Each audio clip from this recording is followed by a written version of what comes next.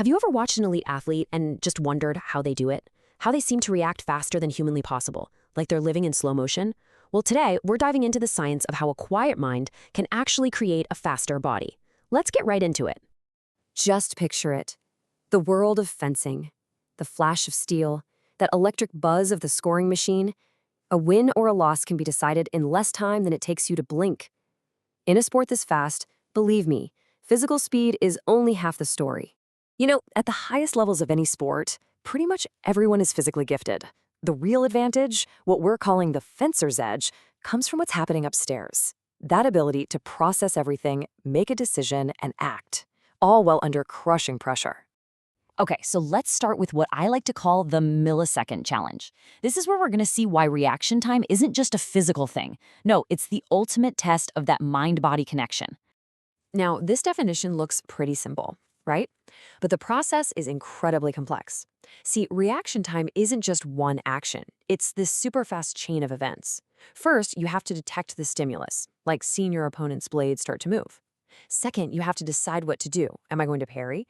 And third, you have to actually execute the move. Each one of those steps is a frantic race against the clock. So what slows that process down? What's really going on inside our brains in that crucial moment? Well, it's a battle. A battle between the one clear signal you need to act on and all the mental noise that's trying to drown it out. And here's what that looks like. On the left, you've got the focused mind. It's clear, it's calm, it's quick.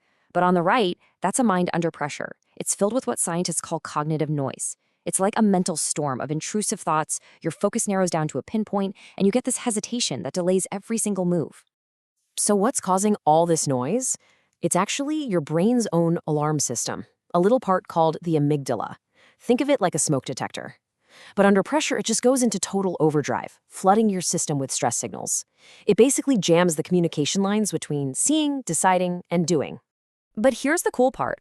What if you could train your brain to turn that alarm down and find the clear signal in all the chaos? Well, that's exactly where the mindful solution comes in. And this isn't just some feel-good idea. It's a proven method for high-performance mental training.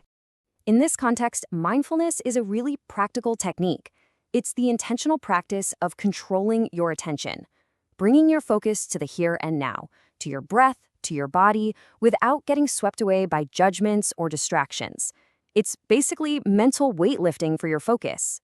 And here's how it actually works inside your brain.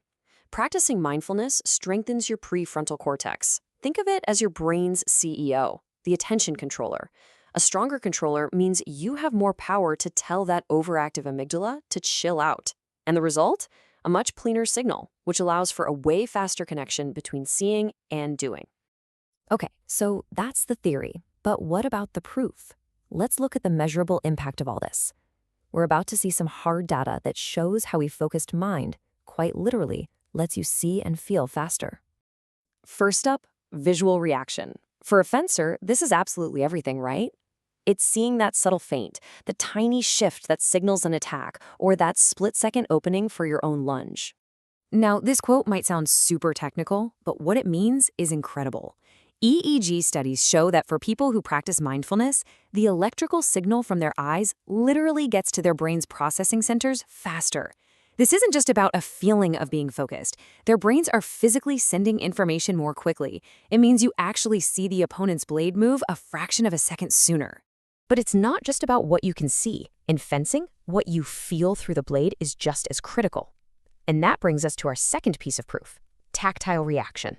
This research shows that mindfulness also sharpens your sense of touch. It improves something called tactile attention.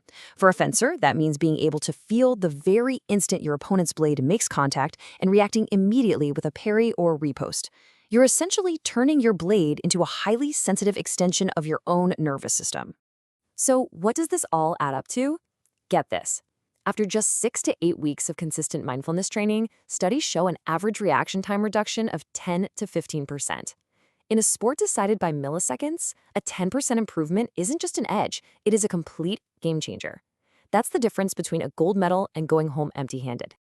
Okay, so the science is clear. The results are there. But how do you actually do it?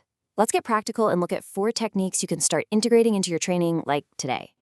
And these are so simple, but they're incredibly powerful. First, pre-bout centering. Before match, just take 1 or 2 minutes to focus on your breath. That's it. It quiets all that internal chatter.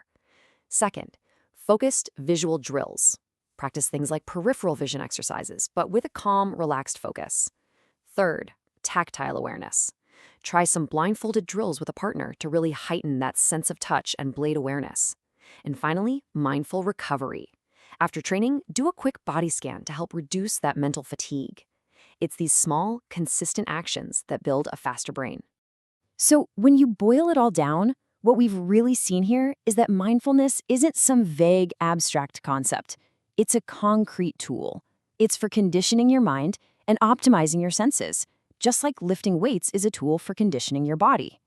And that really just leaves us with one final thought. We spend countless hours training our bodies for strength, for speed, but the evidence is pretty clear that the ultimate competitive advantage might just be found in those quiet moments of focus. So if your mind is a muscle, how are you going to train it?